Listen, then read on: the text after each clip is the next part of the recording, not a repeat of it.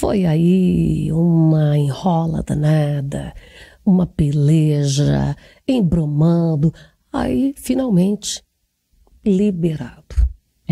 O que é que a gente tem do Plano Safra, e a gente teve agora, recente, alguns meses, um movimento parecido com relação às questões da virada do ano, essa quebra de safra que nós tivemos, problemas climáticos em muitas regiões do país, e aí o governo federal vem e anuncia uma medida, por exemplo, lá do Conselho Monetário Nacional e tudo mais, as prorrogações de algumas operações de investimento em determinados estados que sofreram mais com esse clima.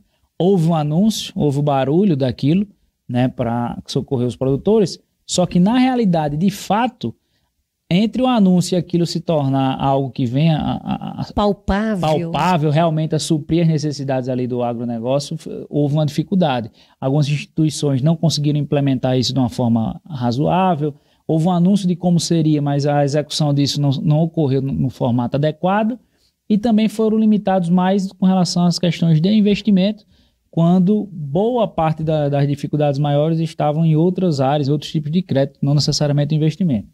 A gente trazendo isso um pouco para o Plano Safra, a gente tem um pouco disso também. Óbvio, o plano é salutar, a gente tem que louvar o fato de ter saído, né? Porque via hora não sair, foi atrasando o anúncio disso, só que ele, apesar de ter um aumento significativo comparado com o ano passado. Então, entre o ano passado e esse ano, houve um aumento no valor disponibilizado, mas há críticas no sentido de que o valor sugerido e pleiteado era 100 bilhões a mais do que o que foi liberado. Então, o mercado esperava, inclusive foi sugerido pela CNA, né, algo em torno de 570 bilhões para suprir as necessidades do mercado, e foi liberado algo em torno de 470. Então, aproximadamente 100 bilhões a menos do que o necessário. Só aí a gente já vê uma redução significativa, né? Vai faltar o recurso necessário. Da realidade. Outro ponto que também deve ser observado é o quê?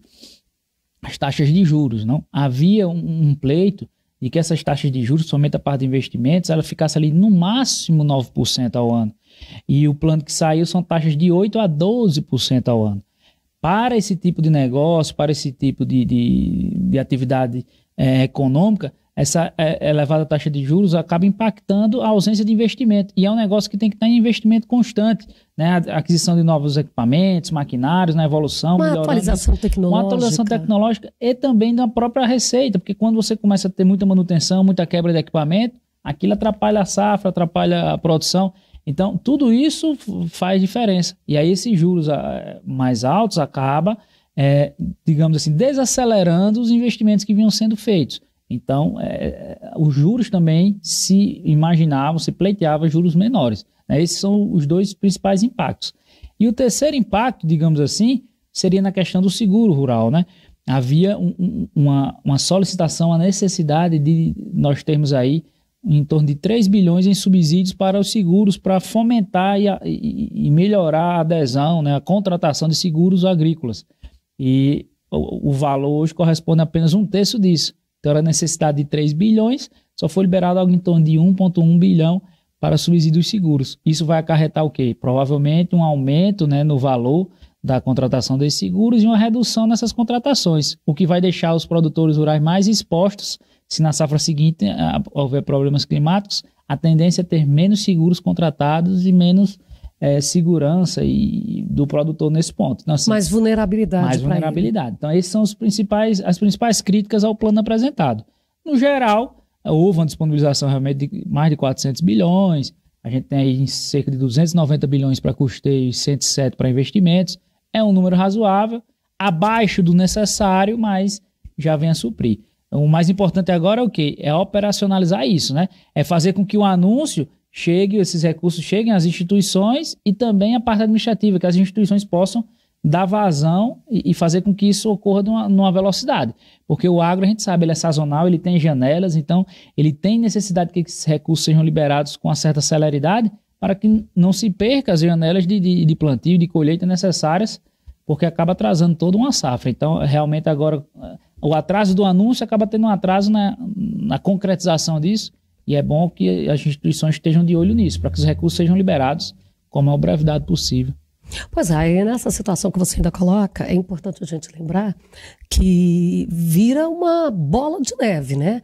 Porque demora aqui, aí na hora que ele vai comprar, as entregas já tendem mesmo a serem aquele momento que estrangula as empresas para fazer as entregas que todo mundo quer receber.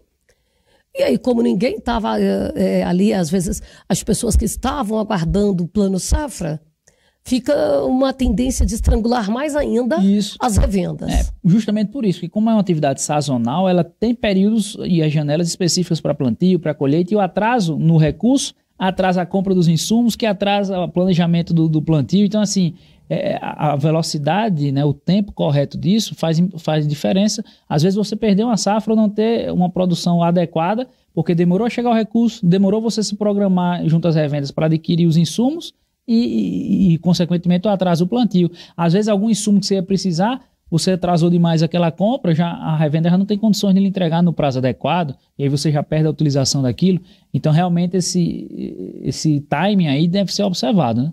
Você falou bem aí em relação à operacionalização desses recursos, porque o que a gente costuma ver? O governo vai lá e libera, né, vocalmente. Anuncia, né? Anuncia, faz todo um evento para anunciar. E daí, até chegar na mão de quem precisa, há uma distância enorme. Começa o tal do cadastro. Quando você apresenta tudo o que precisa, mas o dinheiro não existe, ele pede o batistério da sua avó acompanhado do padre. E assim, como eu falei, é importante não só o anúncio, né? É a operacionalização disso. O anúncio que eu falei do início do ano, é por isso que eu fiz a menção, anunciou que vão prorrogar automaticamente parcelas de investimento e tal. Uma coisa foi o anúncio. Essas prorrogações acontecerem não foi da forma que foi anunciado, né? A mesma coisa no Plano Safra, anunciou, liberou X. Mas realmente esses recursos, a operacionalização disso, isso até chegar aos produtores, há uma burocracia, às vezes há uma lentidão das instituições, muitas vezes de órgãos do governo. Por exemplo, no anúncio, há alguns incentivos para quem tem questões ambientais. Quem está com o CAR, que é o Cadastro Ambiental Rural Regularizado, quem faz parte de agriculturas orgânicas, tem alguns requisitos lá que você tem uma redução de 0,5% na taxa de juros. É um incentivo? É. Mas, às vezes, o órgão do governo estadual federal que vai validar e dá uma chancela que você preenche aqueles requisitos para ter a taxa menor, ele atrasa na análise disso e acaba não sendo efetivado. Então, assim, como depende de órgãos públicos, alguns pontos, e outros das instituições financeiras, realmente tem que ter esse cuidado de, no final, a operacionalização ter uma velocidade razoável para que não se perca recurso, não se perca a oportunidade de você utilizar aquilo para a safra atual, né? E a gente tem informação aí que boa parte dos recursos que foram anunciados lá no Rio Grande do Sul para recuperação, para apoio aos produtores, ainda não foram entregues. Não chegou na mão de quem precisa. Aí onde encosta, chega justamente nisso que a gente está falando. E muitas vezes o governo anuncia uma coisa, mas não tem sistema nenhum que sabe, como você disse, dar a chancela para aquilo ali. Isso, por exemplo, porque eu fiz a menção da questão das prorrogações dos investimentos anunciadas no início do ano como uma possível solução para o enfrentamento da crise hídrica que nós tivemos, né, 23, 24.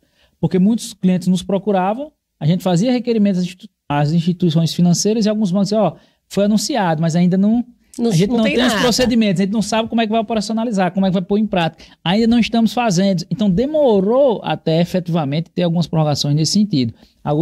Em alguns bancos isso demorou um pouco menos, outros um pouco mais, mas houve um delay, houve um atraso entre o anúncio e aquilo se tornar realidade, né? É a mesma coisa no Plano Safra. O anúncio, quando é que esses recursos vão ser liberados, em que forma, em que velocidade isso, né? E como as instituições vão operacionalizar isso, vai fazer diferença para o produtor poder realmente utilizar aquilo. E agora ele precisa ficar atento, ficar de olho e sempre pensar na documentação com um período de antecedência. Com a maior brevidade possível, né? Para evitar qualquer problema.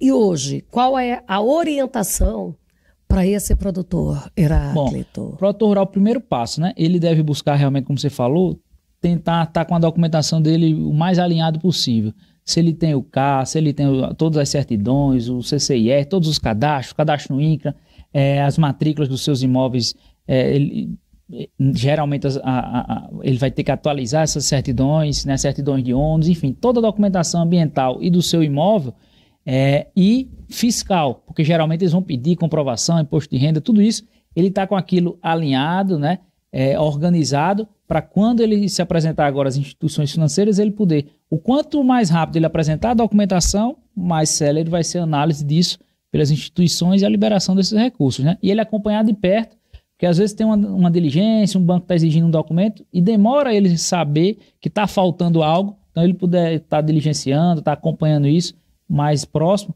para suprir o documento necessário e o quanto antes ter essas liberações. É bom que ele esteja bem atento realmente a isso. Olha, hoje, cada vez mais, os sistemas permitem que nós tenhamos ali uma liberdade de fazermos nós mesmos. Mas para nós fazermos, é uma dor de cabeça tamanha. Porque às vezes pedem documentos que a gente se atrapalha, a gente coloca, não sabe se foi. E também surgem cada vez mais os escritórios especializados em fazer, vamos falar assim, os despachantes. Porque agora, nesta semana ainda, aqui em Jataí, uma empresa, ela foi inaugurada para atender única e exclusivamente o sistema de ligação de água e luz nas construções. Então você já chega ali, ó, aquela história de quantos metros que precisa fazer ou de cortar, afastamento de esgoto, tamanho de padrão, já chega, te entrega tudo dentro daquilo que é a exigência. E para fazer um cadastro desse, também é bom, ele é bem, apesar de simples, ele tem a sua complexidade, né? Tem. Hoje em dia, o que é que acontece? A maioria das instituições financeiras, quando sai o Plano Safra, apresentam uma listagem, né, dos documentos necessários àquele cadastro. Boa parte desses documentos, se o produtor vem fazendo a sua contabilidade de uma forma mais ou menos regular, ele vai ter aquilo ali em mãos a um pronto atendimento para entregar à instituição financeira. Às vezes pode ocorrer de uma determinada certidão não estar saindo, de um determinado cadastro de um órgão ou no cartório ele está enfrentando algum problema relativo a algum imóvel, alguma hipoteca, alguma garantia. Aí para ele resolver isso, aí sim, seria necessário ele procurar realmente um escritório especializado que possa dar um suporte. Aí ele resolver, às vezes é um problema no cartório que está implicando na matrícula do imóvel e ele precisa daquela matrícula para ter uma garantia em cima do crédito que vai liberar. Então, é bom que ele procure para, quanto mais rápido ele resolver esses impasses, ele consegue liberar o seu crédito.